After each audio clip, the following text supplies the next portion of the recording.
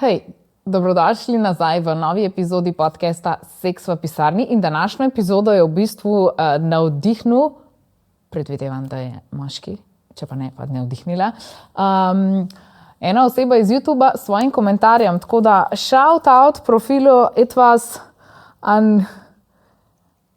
Angenehmes. Sorry, če sem narobe povedala. V glavnem pustil je komentar pod našo eno epizodo, kjer sem govorila o hentaju in je predlagal za tematiko orgije, preteklost, sedanjost, kako poskrbeti za varnost in tako naprej.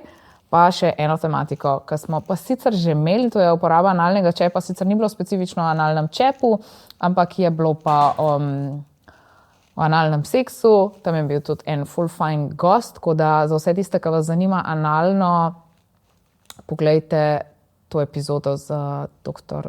Boštjanom Mlakarjem, upam, da nisem narobe povedala, ker je bilo že kar nekaj časa nazaj. Fantastičen gost, fantastičen človek, fantastičen zdravnik, vse super, res full fine. Tako da ja, danes pa, kot sem rekla, govorimo o orgijah, ne o tistih iz filmov, ampak o teh, ki se dogaja čisto v realnem življenju. Pogovarjali se bomo o preteklosti orgijah, o nekem srednji zgodovini in potem sedanjosti, o varnosti, o vsem, kar se tega tiče. Mogoče ne o vsem, zato ker si predstavljam, v bistvu želela sem narediti še drugi del tega, ki bo prišel enkrat v prihodnosti, ki bo pa mogoče malo bolj specifičen za kakšne seks klube, tako da mogoče, če je komu zanimivo to, dajte mi spodaj napisati. Drugo, kar pa je, pa itak, če so vam teli podcasti všeč, če vam je všeč vsebina, dajte klikniti subscribe oziroma se naročite na kanal, pustite kakšen like, komentarček, predlog, kakorkoli, vedno bom vesela oziroma bomo veseli vašega suporta. Tako da ja. Kar se tiče same tematike o orgijah, moram reči, da se tudi dostikrat o tem tako pogovarjamo, a ne, pač mogoče v pisarni nekako naleti tema na to, ker je pač itak ful zanimivo. Pa sem omenila, da je nekdo naredil še komentar o tem, pa se je tako razumela debata in sem tako, ja, obviously pač moramo narediti epizodo o tem. Vnaprej povem, jaz tle nimam osebnih izkušenj, tako da ja, ful bom vesela, če napišete kakšne osebne izkušnje dol. Saj itak imate lahko anonimen profil. Ali nam pa pošljete kam na mail in tako dalje, a ne? V glavnem. Jaz bi začela z eno zgodbo, ki se mi je zdela full fine, itak je iz Reddita, prevedena v slovenščino. Zdela se mi je full fine, zato ker v bistvu je kot full dober primer ene orgije, kjer se pač jo je udeležil par, kjer je bilo vse tako v narekovajih rečen po regelcih. Sprav, da je bilo cool, da so se vsi držali tega, kar se morajo in tako, in da je bilo vse izpeljan, pač tako, kot mora biti. Tako da dajmo tole, bom jaz zdaj prebrala, pogremo pa še na naš content, kar je pač pripravljen z moje strani za danes. Ok, ona dva sta tle prvo omenila, da nagovorila sta pač te, ki so brali, da so mogoče videli njun prejšnji zapis, kjer sta omenila, da sta se prvič pripravila na hišno orgijo in verjetno sta imela nek zapis, pa sta omenila, da sta pač šla na hišno orgijo in ker je marsikoga zanimalo, kako to v resnici izgleda, evo iskreno poročilo. Tja sva prispela okoli 8:30 zvečer. Dogovor je bil, da ženske pridejo v spodnjem perilu, moški pa elegantno oblečeni. Jaz sem zbrala komplet, v katerem sem se počutila samozavestno, moj mož pa srajco in hlače. O prihodu sta naju pričakala gostitelja, M in L, tle samo navaja, seveda pač te stvari so zmer tako nekako anonimne, ki jo poznava že iz klubov in podobnih dogodkov. Torej, ona dva sta že bila na orgijah, ampak to je bila pa njuna prva hišna orgija. Prinesla sva jima 2 steklenici vina, majhna gesta, ki sta jo očitno cenila. Hiša je bila neverjetna, prostorna, z velikim vrtom, bazenom in džakuzijem. Bila sva skoraj zadnja, ki sta prišla. Od 5 parov sva 2 poznala, 2 pa sva srečala prvič. Na začetku je bilo vzdušje čisto sproščeno, klepetavo, brez flirtanja, samo spoznavanje. Ko so prispeli vsi, so gostitelji predlagali nekaj iger, da se malo sprostimo. To se mi zdi ful dobro tako. Že na vseh druženjih je tako fajn imeti kakšne igre, ki pač te malo sprostijo, se tako spoznaš in tako. Nič obveznega, bolj za zabavo in smeh. Po nekaj krogih in kozarcih vina je napetost izginila, ljudje so se začeli premikati, pogovarjati z več bližine, nekaj se jih je začelo tudi dotikati. Vzdušje je postalo mehko, radovedno, odprto. Z možem sva sprva le opazovala, kako se ljudje obnašajo, kako spoštljivo pristopajo, kako mirno teče energija. Ko sva se odločila, da se priključiva, je bilo vse naravno. Nihče ni silil nekogar, vsi so spraševali za dovoljenje in brali govorico telesa. In ravno to je tisto, kar je naredilo izkušnjo tako posebno. Ker nič ni bilo prisiljeno, nič narejeno za užitek. Sem čisto narobe prebrala, valjda so šli tja za užitek. Ker nič ni bilo prisiljeno, nič narejeno za učinek. Se pravi, pač nič ni bilo narejeno za učinek, pač da bi silali neko dobro atmosfero, ampak je pač vse ful spontano in lepo steklo, kar je odlično. Samo iskreno raziskovanje užitka v varnem in spoštljivem okolju. Vmes je bilo veliko pogovorov, pavz, smeha in celo trenutkov, ko so se vsi samo pogovarjali z vinom v roki. Čeprav je bilo erotično, je bilo hkrati človeško, toplo, povezano. Konec večera je bil počasen in nežen, brez pritiska. Vsi so si vzeli čas, se umirili, uredili, objeli, izmenjali par besed in kontakte. Midva sva si obljubila, da prideva še kdaj. Ko sva prišla domov, sva bila še vedno polna vtisov. Ne toliko zaradi fizičnega dela, ampak zaradi občutka svobode in iskrenosti, ki sva ga doživela. Ker ko si v prostoru, kjer vsi spoštujejo meje, kjer je vsak dotik dogovorjen, vsak pogled vreden zaupanja, dobi seks povsem drug pomen. Za naju je bila to res dobra izkušnja. Ne zato, ker bi bila v narekovajih nora, ampak ker je bila varna, prijetna in resnična. Če bi kdo vprašal za nasvet, bi rekla, če te to zanima, pojdi. Ampak le, če si pripravljen komunicirati, poslušati in spoštovati druge. Vse drugo pride samo od sebe. Ok.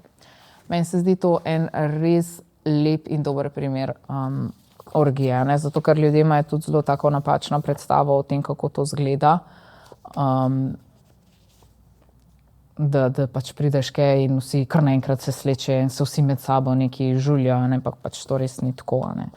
Tle je spet ta del vpliv porno industrije, da pač verjetno I guess, da kakšni tudi to tako naredijo.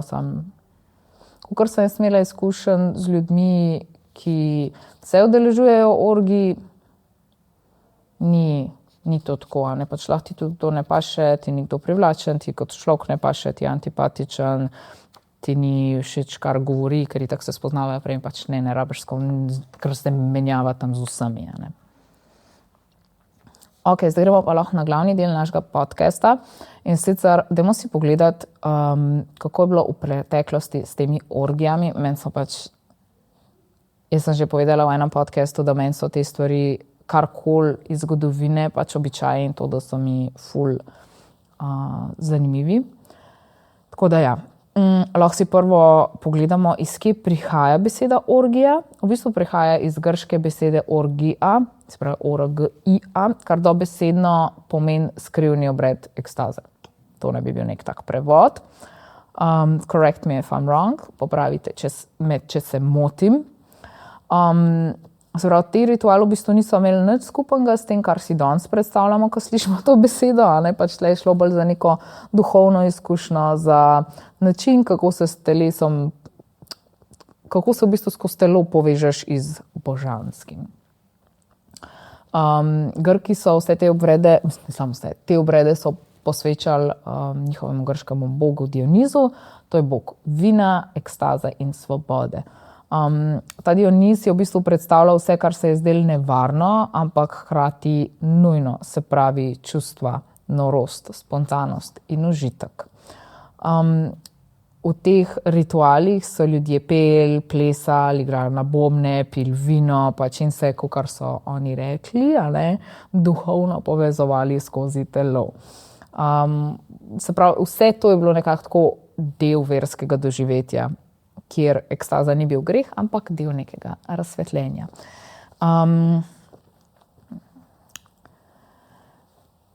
Kaj je tle bilo zanimivo, da v bistvu v teh nočnih obredih, ki so jih imenovali orgija, so se ljudje odrekali nekim normam, v narekovajih bi lahko celo rekli, razumu, nekim družbenim vlogam. Ne? In skozi to glasbo in gibanje so vstopali v stanje transa. Oni so pač verjeli, da se ko so oni v tem stanju, v tem kvazi transu, da se pač čez njih preliva božanska sila. Tako da v tistem času, ko so oni bili v tem obredu, telo ni bilo nekaj, kar bi mogli oni nadzorovati, ampak nekaj, kar jih v bistvu povezuje z bogovi. Ne? In zato so tudi te orgije veljale pač za neko sveto prakso in ne za razduzdanost. Ne vem, če sem prav rekla to besedo. Ful sem jo želela uporabiti, ampak se mi zmeraj jezik zaplete pri njej. V glavnem, te običaje so prevzeli tudi Rimljani, oziroma ko so jih prevzeli, so jih itak preoblikovali po svoje, kar vedno pač se zgodi, ko se prevzame nek običaj. Ne? Bilo je seveda še zmeraj vino, ampak dodali so še umetnost, arhitekturo in seveda tudi politiko. In tako so nastale v bistvu te njihove znamenite bahanalije oziroma prazniki v čast bogu Bakusu, ki je bil v bistvu kar neki ekvivalent Dioniza. Se pravi, sprva so bile to neke manjše zasebne slovesnosti, pa so se pa nekako razširile po vsej Italiji, kjer so ljudje se zbirali po noč, so ga pili. So pili, jedli, se prepustili svobodi in se imeli pač res fino, prepustili so se tej telesni in čustveni svobodi. Ampak pol v bistvu se je čez čas ta stvar, kako bi rekli, nekako malo preveč razživela in so te bahanalije upam, da pravilno to izgovarjam, no. Nekako so postale preveč množične, preveč nepredvidljive in rimska oblast je menila tudi, da znajo biti nevarne. Zato je ta senat potem izdal uradno kot neko prepoved oziroma pač pravilo. Jaz sem tle napisan po latinsko, kako se to imenuje, ampak iskreno ne vem, če bom znala to. Ne, se bom potrudila prebrati. Senatus consultum de bahanalibus. Fun fact o meni, jaz sem v osnovni šoli smo imeli na izbiro, da si se lahko latinščine učil in meni je to bilo izredno zanimivo, ker jaz vedno želim znati in obvladati vse in potem se ful stvari lotam in ja. Hodila sem v španščino in latinščino. Španščino sem kar dolgo hodila, ker mi je bila ful blizu, ker sem rada gledala telenovele. Latinščino sem pa hodila, ampak sem malce levo roko prečemala tudi, tako da mi ni šlo dobro. Ampak bila sem pa tudi v osnovni šoli, kako si pa takrat brihten. Guess da ni bolj eni manj. Malo sem zašla iz teme, ampak nič hudega. V glavnem, ta zakon je med drugim določil tudi, koliko ljudi se lahko pač tam zbira, pa da se obredi ne smejo več izvajati brez dovoljenja. Zbrali se pa lahko največ 5 ljudi hkrati, recimo 2 moška pa 3 ženske. In ful mi je bilo zanimivo, da so oni imeli že takrat en svoj party limit. Tako ta čas covida, se spomnite časa covida, ki je bil en tak zanimiv čas. V glavnem, oni so uradno rekli, da se gre pa za neke varnostne razloge, v resnici so se pa kar mal bali, so imeli nek strah, da bi izgubili pač nadzor. Ker se vemo, če ljudje postanejo preveč svobodni, jih je veliko težje voditi. In oni so se tega dobro zavedali in zato so pač naredili vse te omejitve. Ta prepoved jih itak ni ustavila, pa zasebne zabave so se vse nadaljevale. In v Rimu so pač te bogate družine imele prav posebno sobo, ki se je imenovala Triclinium sexuale. Se pravi, to so bile nekako sobe z več ležišči, svetilkami, freske so bile na stenah in ful so bili tako v bistvu skrbni. Po vsakem pač temu srečanju so jih pač očistili, zamenjali posteljnino. Vsak gost je mogel tudi priti pripravljen, pač namazan z oljem, brez nakita, brez parfumov, se pravi, so bili tako, nekako so navijali za ta naravni vonj telesa. Imeli so tudi neka pravila bontona, kdo komu streže, kdo sme, kdo ne sme začeti pogovor, pa kdaj se igra konča. Tako da v bistvu to spet ni izgledalo, kot sem na začetku rekla, da je bilo kar vse povprek, ne. Oni so imeli pač te protokole in ful je zanimivo, kar danes v bistvu za nazaj gledamo, pač marsikdo ima predstavo o teh orgijah v preteklosti tudi tako, ampak v bistvu so pa oni to jemali kot neko umetnost povezovanja, ali da, ko so se prodajali z užitkom, je pač to bilo, tako, kot je bilo, ampak vseeno je nekako izhajali iz tega povezovanja med sabo, z bogovi in tako naprej. Tako da ja. Ok, zdaj lahko pa skočimo naprej na srednji vek in potem bomo še šli do 20. stoletja.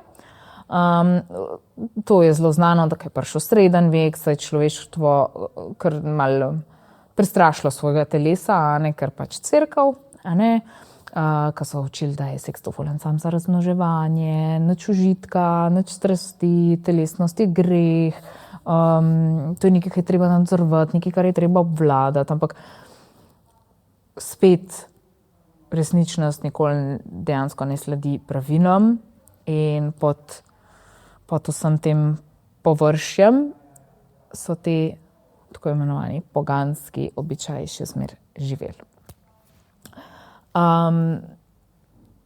V vseh teh vaseh po Evropi so se še vedno zbirali ljudje ob obredih plodnosti, spet je bilo petje, vino, ples, slavili so življenje.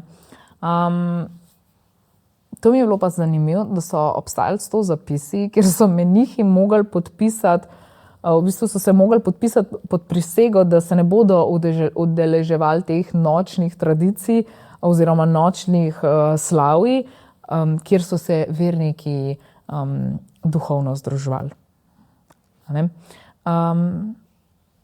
To je bil tak lep cerkveni izraz za orgijo, duhovno združevanje vernikov. Tako da ja. Lahko gremo naprej potem v 18. stoletje in skočimo v Francijo, v dvore in parfume in svilo in vse to fancy pansy. Ne, se ne. Okay, potem eden izmed teh kraljev, Ludvik 15. se je zelo rad razvajal v bistvu. Zgodovina pravi, da si je v bistvu blizu Versaja uredil, dobeseden prevod bi bil tega, Jelenov park. Jaz sem prej na Translateu poslušala francoščina, pač razen Je m'appelle Monika, comment ça va, merci, comme si, comme ça, ne znam. In ne me linčati, če bom narobe rekla, ampak Parcoser. V glavnem prevod je Jelenov park, Jelenov dvor. To je bila taka majhna, diskretna hiša, kjer so pač v različnih življenjskih obdobjih živele različne njegove pač ljubimke. In ni bila neka javna ljubezenska palača, kakor so bile govorice, ampak bolj nek skrit prostor, kjer je kralj v zasebnosti obiskoval pač te svoje ženske, ki so mu jih v bistvu zbirali neki njegovi te zaupniki. Včasih je bila ena, včasih sta bile dve, včasih je bilo pa več, ampak to je bilo bolj redko. Redko je, da bi jih bilo več. Kar se tega tiče, tle imajo zgodovinarji še zmeraj en prepir, ali je njegova ta znana ljubica Madame de Pompadour res sodelovala pri organizaciji teh srečanj ali ne. Ni dokazov, itak so ostale legende, ampak ja, v očeh javnosti je ta Jelenov park nekako postal simbol razkošja, skrivnosti, vsega tega kvazi nekega razvrata in francoskega dvora, ne. Tako da ja, resničnost je bila pa verjetno malo bolj subtilna. Neka zasebna erotika, politika, moč, to so bile, v tistem času bilo to zelo prepleten. Ker zdaj kao ni, ne, ampak okej. Pustimo to. Kar se je bilo zanimivo, da orgije pri dvoru niso bile samo v seksu, a ne, pač spet je bil tle nek nadzor, prestiž, simbol, jaz si pa to lahko privoščim, ne. Se pravi, nek status in tako.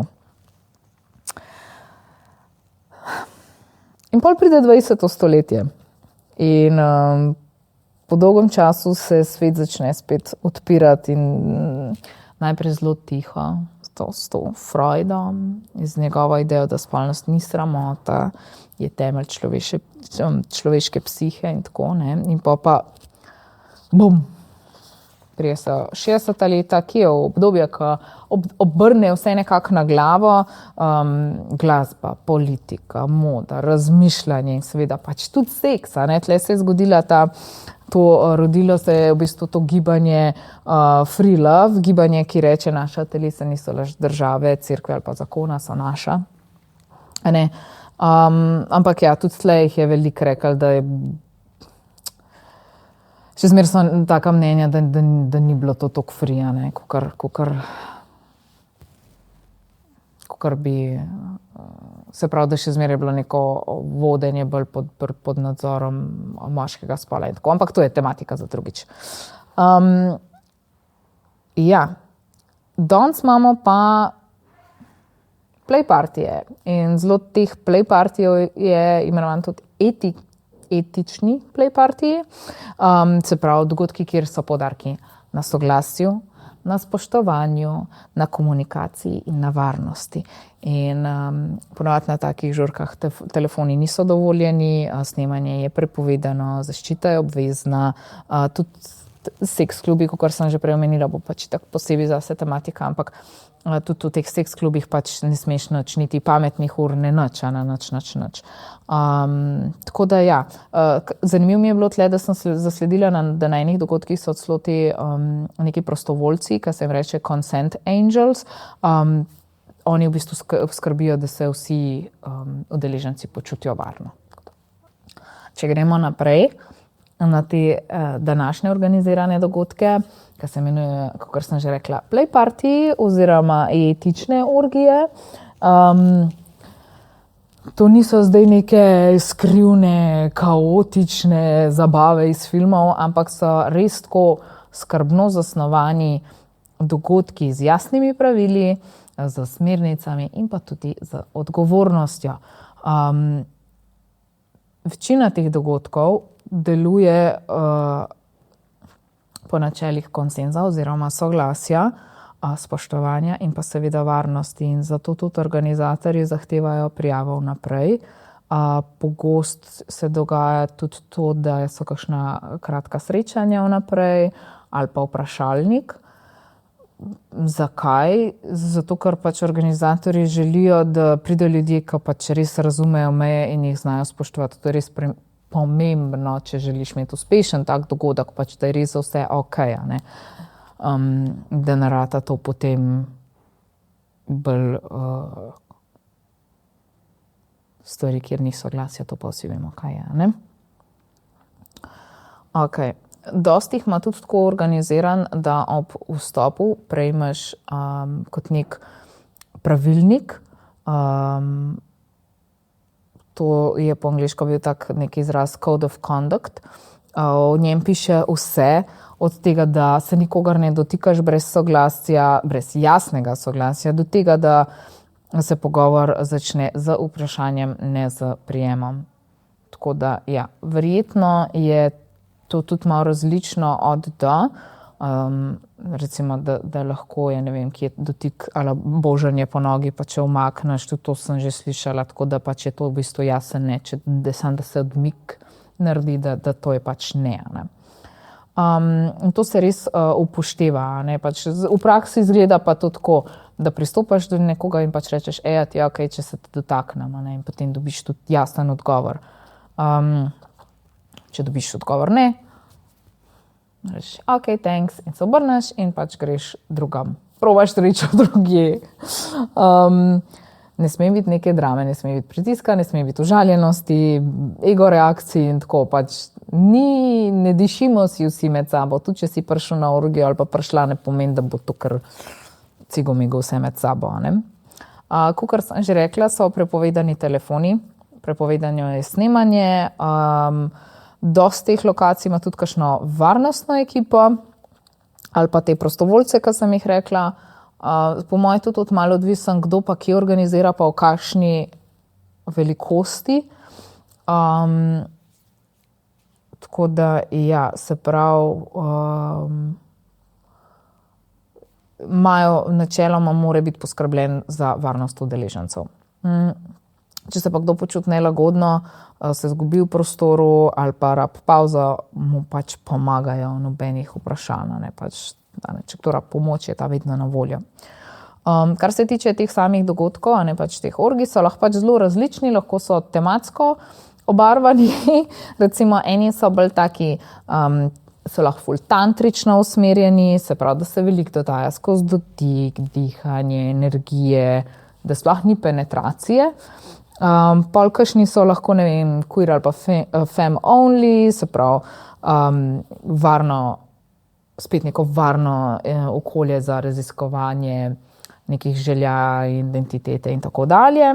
Obstajajo tudi kakšni bolj luksuzni dogodki, ki imajo kak ala black tie dress code, kjer gre za, da je vse tako zelo estetsko in da je glasba in da vključuje kakšne performanse, umetniško vzdušje. Pač to je čisto odvisno od organizacije zadeve. Pač eni so pa pač čisto klasične, kot smo na začetku slišali tisto hišno orgijo, in je lahko pač čisto nekaj tako preprostega, ampak vedno je poskrbljena. Zmeraj je nekdo, ki je organizator in pač ki skrbi, da vse je tako, kot mora biti in da se tega tudi udeležijo ljudje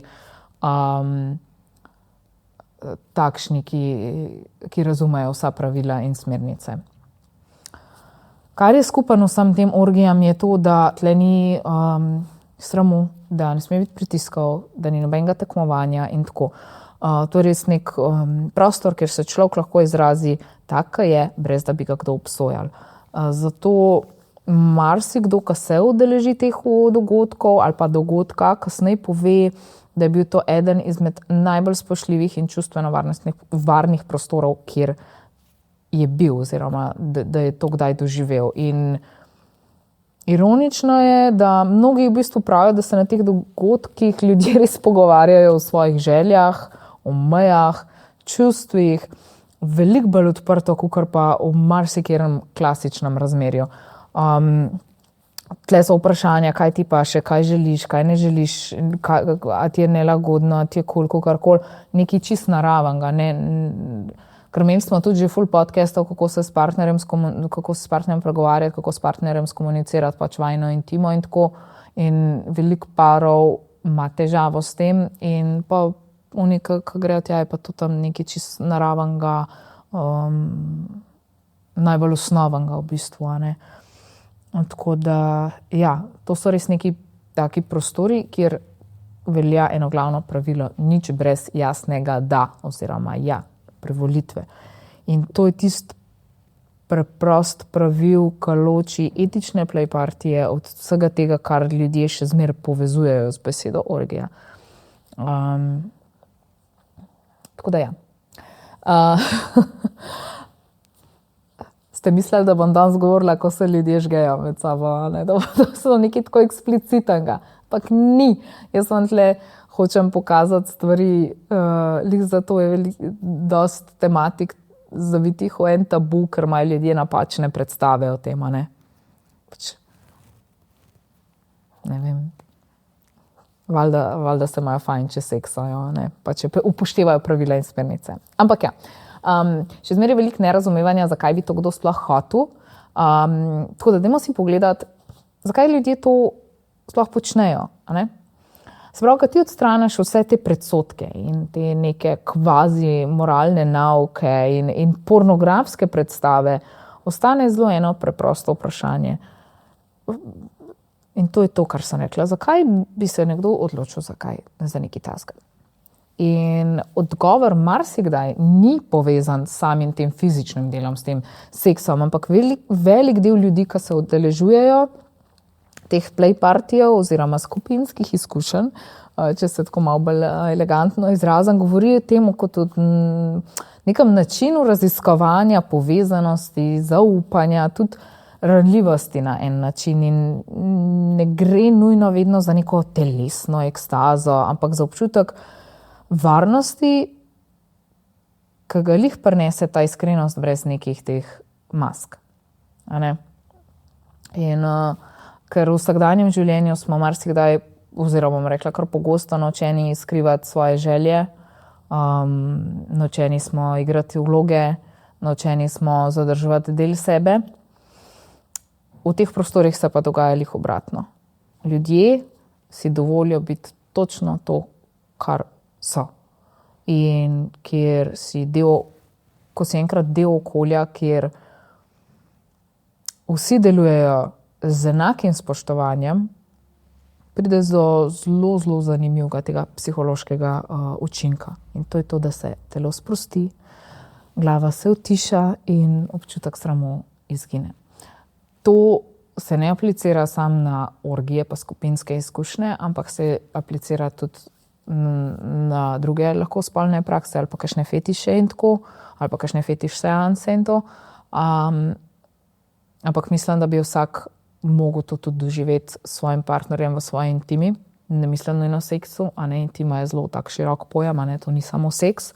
Se pravi, da si ti telesno sproščen, da imaš tišino v glavi in da te ni sram biti to, kar si. Marsikdo, ki se je udeležil, če se vrnemo na naše orgije, marsikdo, ki se je udeležil tega skupinskega srečanja, je tudi poročal o tem kot o neki meditaciji, se pravi bolj specifično meditacija v gibanju. In ko so se prepustili temu trenutku, so rekli, da so v bistvu tvoj fokus nekako iz kaj počnem spremeni v kaj čutim. Ni ono, kaj počnem, ampak kaj čutim, in da vse postane bolj počasno, bolj pristno, bolj zavestno. Tudi o zavestnem smo imeli mindfulness, čuječnost, zavestnost. Smo imeli podcast tudi z fantastično Evo Požar, tako da tisti, ki vas zanima, si lahko to ogledate. In mogoče na zunaj izgleda kaj en kaos, ta orgija, ampak znotraj je pa v bistvu zelo taka zanimiva organizirana izmenjava energije.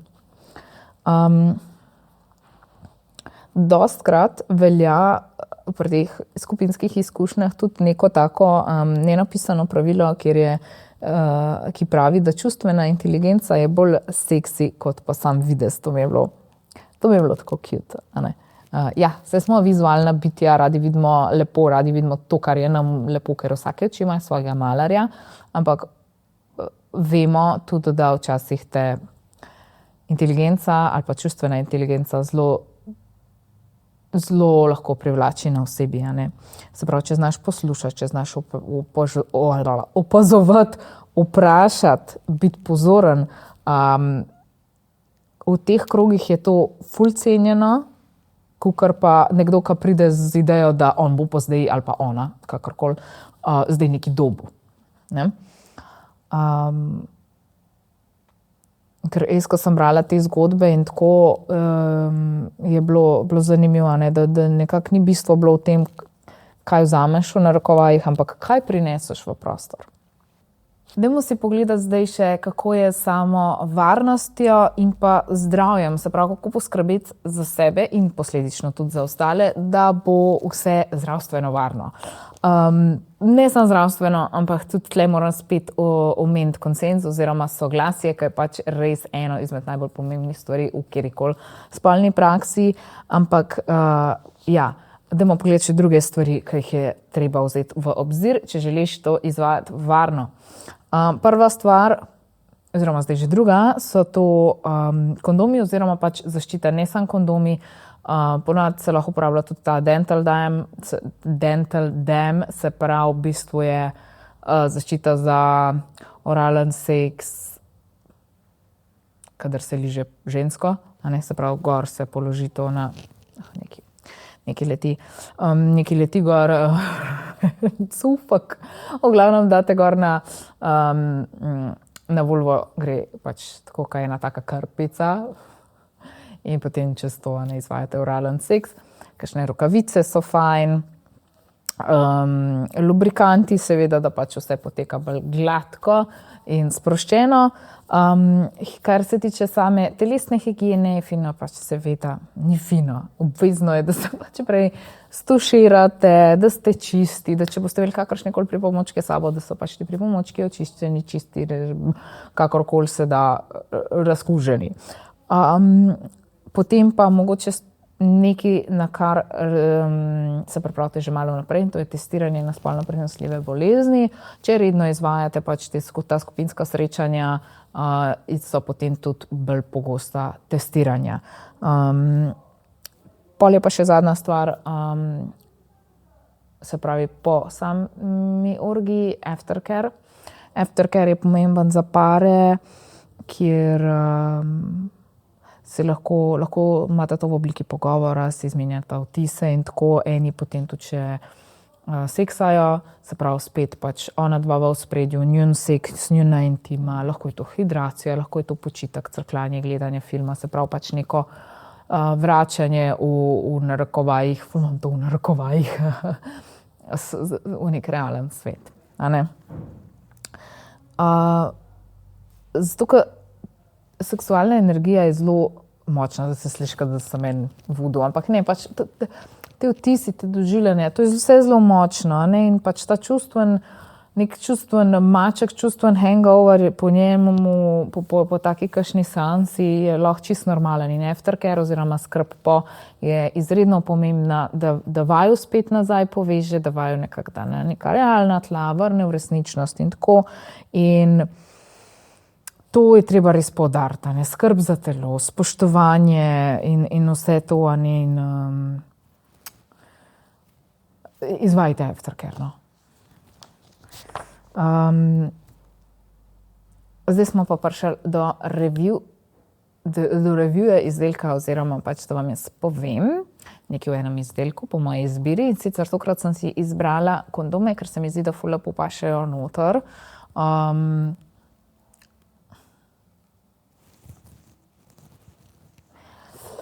Telefon mi je nekje se oglasil. V glavnem, zbrala sem kondome. Meni osebno so zelo všeč kondomi Passante, ker so cenovno ugodni, ampak so še zmeraj ful kvalitetni, in sicer teli fil ali celo sensitive fil, v taki rozni škatlici pridejo, se pravi, všeč so mi zato, ker so te ultra tanki, ampak zaenkrat moram reči, da izkušnje z njimi so super in tudi stranke jih ful pohvalijo. Vemo, da kondomi niso zaščita samo pred nosečnostjo, ampak tudi zaenkrat najbolj učinkovita zaščita pred spolno prenosljivimi boleznimi. In ja, seveda pač več udeležencev, kaj je, več možnosti je pač za kak prenos, čeprav to je zelo tako, če so vsi testirani pa varni, pa tako je mogoče tle manj možnosti, ker pač so vsi not v tem, da čuvajo sebe pa svoje zdravje, kakor pa nekdo mogoče, ki ne hodi na orgije, ampak ni toliko pozoren na te stvari. Še nekaj zabavnega bom povedala o kondomih, in sicer to, da mi je bilo, kondome poznamo pač že nekih 3000 let, Egipčani so jih pač izdelovali iz nekega takega lanenega platna in takrat kondomi niso služili samo za zaščito pred nosečnostjo ali pa pred boleznimi, ampak so bili tudi nek statusni simbol in celo vključevali so pač to kot nek ritualni predmet noter, recimo če so ga, je bilo tudi lahko tako, da so bili barvno označeni glede na družbeni sloj, tako da. Vsak dan se naučimo nekaj novega. V glavnem, danes so pa narejeni iz nekih ultra tankih materialov in te Passante fil so en izmed teh, ki so res ful fajn. Ampak ja, pač res, kondom je ena taka stvar, ki ni lih težko nositi s sabo v denarnici, pač v nekem varnem prostoru, da se kaj ne prepikne, strga, uniči in tako, pa vedno gledajte, da bo datum veljavnosti še veljal in da je vaš kondom kompatibilen z lubrikantom, ki ga uporabljate. A ne? Ok. Ponovno imam še rubriko vprašanja poslušalcev, ampak tokrat sem večkrat zamenjala, pa sem naredila vprašanja sodelavca, ker sem povedala, da bom imela podcast o orgijah, so bili tako, kaj pa to, kaj pa tret, tako da ja. Prvo vprašanje je bilo, pač, a so orgije sploh varne, pač lih to toliko ljudi, tu lahko kdo prenese bolezen, gor in dole, ni več šans in to je to, kar sem prej rekla, ne. Ali pa, če gledamo pa psihološki, a ne, vidik, je pa tako odgovor tudi ja, je varno, če se tega lotiš z glavo, če si pripravljen na to, tisti, ki dvomite, ki sam razmišljate o tem, pa ste malo tako, raj ne iti v to, res raj ne iti v to. Moraš biti res sam s sabo, pa s partnerjem se pogovoriti, ne delati tega zaradi užitka drugega, pa če res naredite to, če vam je cool, ne samo to, da bi ugajali, ali pa če imate kakršen koli dvom, pa če raj ne, no. Jaz bi rekla. Kar se tiče pa fizičnega varnega dela, sem pa že prej omenila, načeloma so ljudje, ki se udeležujejo orgij, grejo veliko večkrat testirati in tako, da pač nosijo pač to neko odgovornost. Drugo vprašanje, kaj je bilo, je, a če prideš tja, moraš zdaj nujno pač kar z vsemi seksati, moraš sodelovati, odgovor je ne, lahko ti vseeno samo opazuješ, če se odločiš, da to pač ne, te noben ne bo silil, da s komerkoli seksaš, noben te ne bo silil tudi, da moraš zdaj z vsemi seksati in lahko samo opazuješ tudi recimo te seks klubi, ki sem rekla, da bo posebej tematika, ne moram ne omenjati, tudi tam lahko pač načeloma samo opazuješ ali pa si svojim partnerjem, pa da te drugi opazujejo, ni spet nujno tako, ne. Ok. Potem smo pa imeli še eno vprašanje med sabo, tako ja, kaj pa kaj starost pa to je zdaj za mlade in tako, a ne pač, ne bom rekla, da je naš kolektiv ful mlad ali pa star, ampak tako, imeli smo pogovor o tem, da pač je neko splošno prepričanje, da to zihar samo mladi počnejo, a ne, ampak v bistvu ne.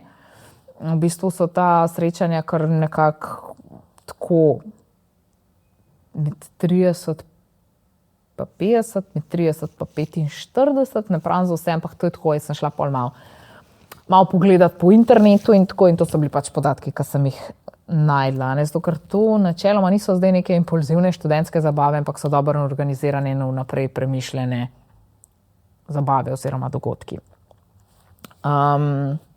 Ok, pa imamo pa še izziv za ta teden in ne izziv ne bo pa iti na orgijo, seveda, da ne, ampak bo raziskovanje meja. Vprašaj se, kaj me vzburja v ideji, da bi bilo več ljudi. A so to samo dotiki, a je to, da zamenjaš, a je pač karkoli, kaj te vzburja, pač probi se tako mentalno vživeti v to, pa pač, a najdeš kaj, kar te vzburja v fantaziji orgije. Tle, ne vem, mogoče pa fantazija moči, opazovanja, povezanost, tako, malo se pogovarjati s sabo, lahko se pogovorite v paru, seveda. Tudi rada bi, da tle dobro premisliš pri sebi, katere meje so ti jasne. Koliko upoštevaš konsenz, meje in tako nasplošno, ne, kako reagiraš ob določenih zadevah. Jaz sem tukaj enih rilov videla, a so fake, a niso fake, se zdaj sploh nima veze, ker ne vem, nekdo nekoga zavrne in tista oseba reagira pač nenormalno, ego reakcija. Tako, dajte malo o tem razmišljati. Zapišite, pogovorite, kakorkoli. Meni se zdi to res tak zanimiv del odkrivanja sebe, tako da se mi zdijo te vaje oziroma te tedenski izzivi ful luštni in primerni. Tako. Za konec pa še en fun fact, ta je bolj filozofski kot zabaven, ali pa ne, kakor vzamete, ampak nekako se mi zdi, da dobro povzame to temo in sicer bil je en francoski filozof, ki mu je bilo ime Georges Bataille, napiše se Bataille, tako da vsi, ki dobro znate s francoščino, s francoskimi izrazi, kakorkoli boste že videli, kako se to izgovori. Jaz žal ne, se bom potrudila naslednjič bolje.